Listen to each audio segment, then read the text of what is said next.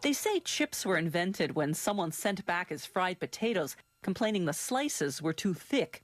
The insulted chef cut them paper thin and fried them to a crisp. So pride, not necessity, was the mother of this invention.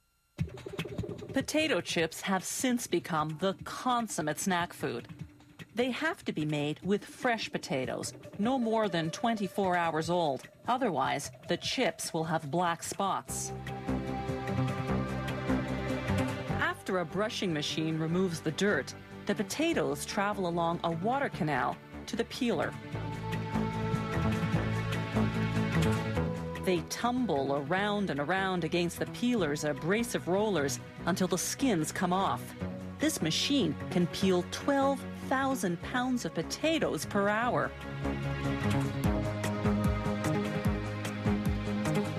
Next stop, a machine that separates the potatoes by size. The small ones fall below to be rinsed. The larger ones stay on top to be cut. Then they fall down to the rinser too.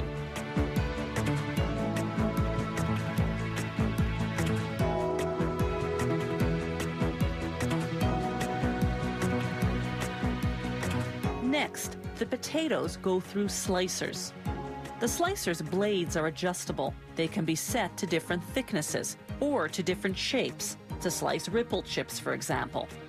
The centrifugal force created by the spinning throws the potatoes against the sharp blades.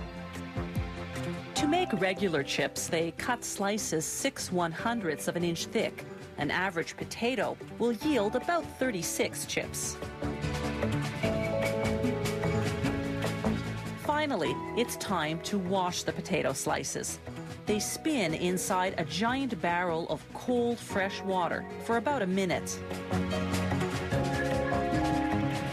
Then, like at the car wash, the slices pass under an air blower to dry up the excess water. The fryer contains canola oil boiling at 375 degrees Fahrenheit. It takes just 3 minutes to fry the potato slices into potato chips.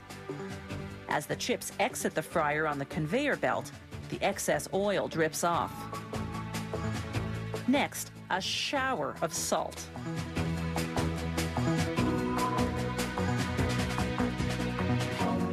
The chips then move on to the sorter.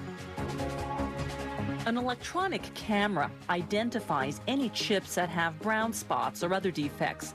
The camera then triggers the thin pipe directly above that bum chip to blow it off the conveyor belt with air pressure.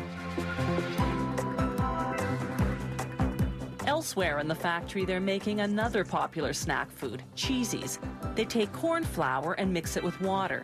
An extrusion machine forces the mixture through round holes. When the snake-like streams come out the other end, a knife cuts them into pieces. The heat in the machine then causes the flour in those pieces to explode, creating slightly curled puffs. They spray those puffs with a mixture of canola oil, powdered cheese, and natural colorings. A revolving drum mixes it all together.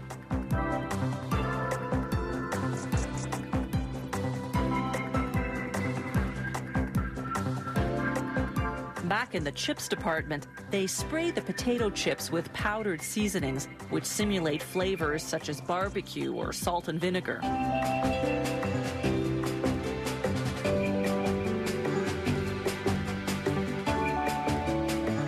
The next machine separates and weighs the portions to be packaged.